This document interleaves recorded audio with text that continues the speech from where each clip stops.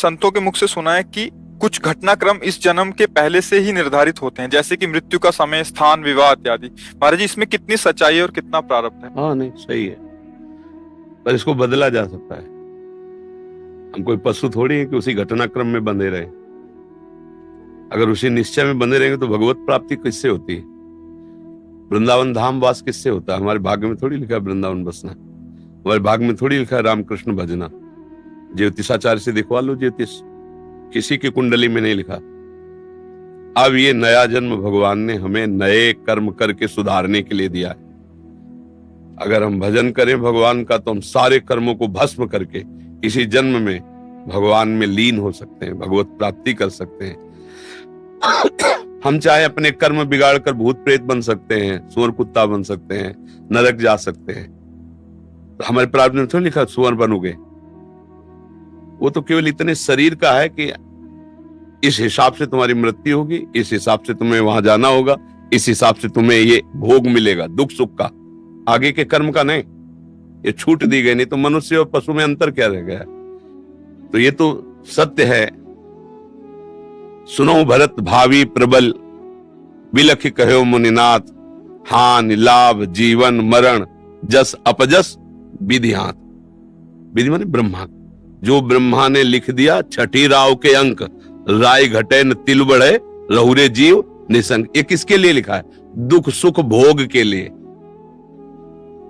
अगर दुख सुख भोग के लिए हम लेके बैठ जाते हैं तो हम में और पशु में अंतर नहीं। हम मनुष्य शरीर में भगवान के अंश हैं।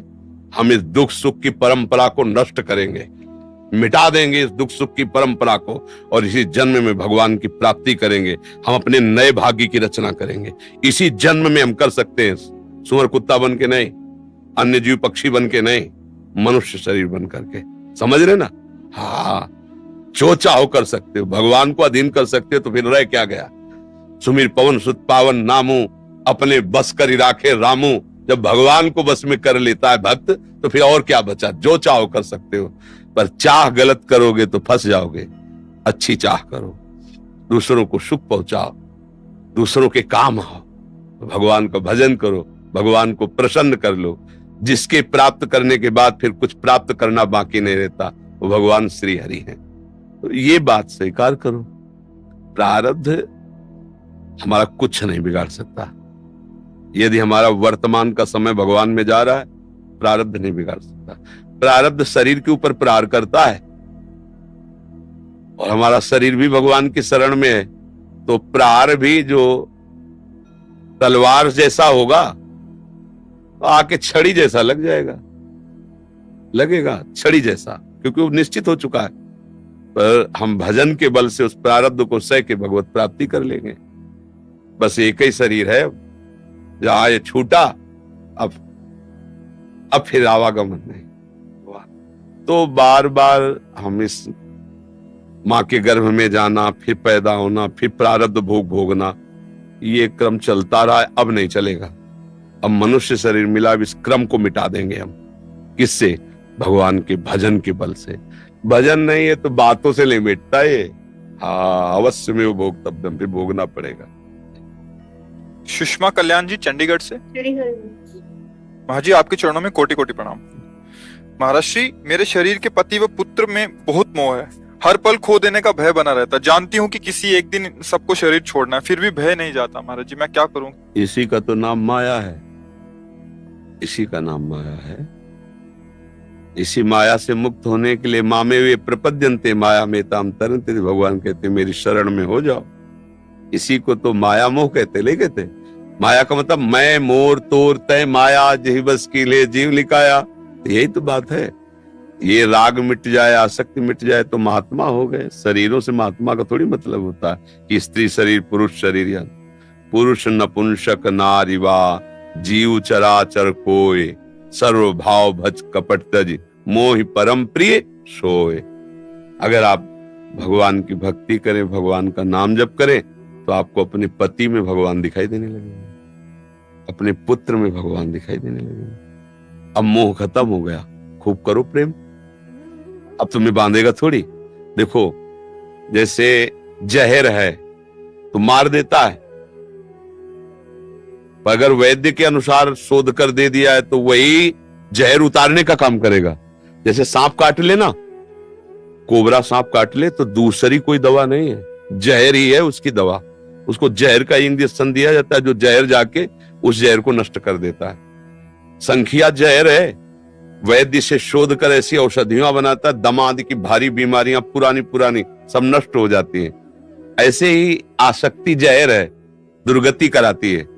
और अगर यही आसक्ति कि मेरे कृष्ण मेरे पति रूप में, ओ मेरे गोपाल जो मेरे लाला के रूप में, करो खूब प्यार और करो, अब दुर्गति थोड़ी होगी, अब भगवत प्राप्ति होगी।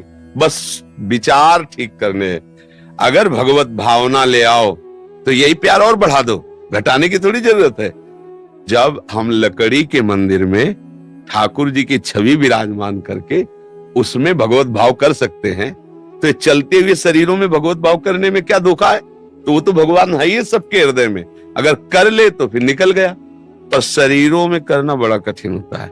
अनुकूल है तो भगवत भाव हो जाएगा, और जब वो गाली देगा प्रतिकूल व्यवहार करेगा तो भगवत भाव थोड़ी होगा, फिर नहीं भगवत भाव होगा। तो अनुकूलता कोई भगवत भाव नहीं होती, भगवत भाव समतुल होता है, समदर्शिता भगवत भाव में आता है। तो अगर अपने पति में भगवान की भावना कर ले, पुत्र में भगवान की भावना कर ले, या जिससे व्यवहार करे उससे भगवत भावना कर ले, तो वही भाव उसे भगवत प्राप्ति करा देगा।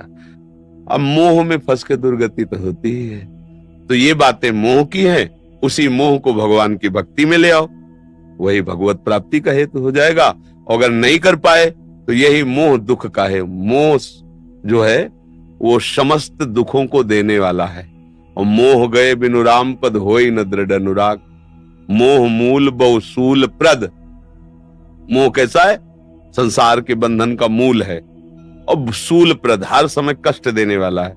मोह मूल बहुशूल प्रद, त्यागो तम अभिमान, भजहु राम रघुनायक कृपा सिंधु भगवान। भगवान का भजन करो, मोह का नाश करके उसी से भगवत प्रेम करो, त्यागने की जरूरत नहीं, उसी में भगवत भावना करो। ओ मैं नहीं जानती थी मेरे प्रभु तुम मेरे पति रूप में आए, आज मैं गुरुदेव की कृपा से पहचान गई, अब धोखा नहीं हो। अभी बात बन गई।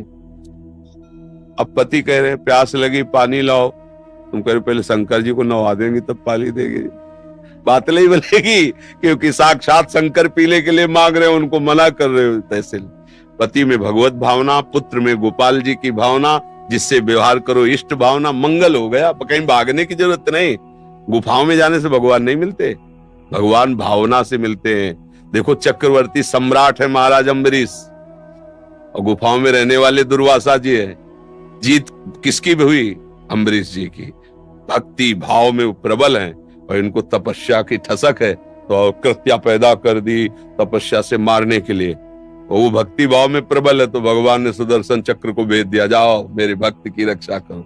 इसलिए भक्ति जहां हो, जिनके बीच में हो, वही की जा सकती है। बस भाव बना लो, भाव संभाल लो, कहीं भागने की जरूरत नहीं है।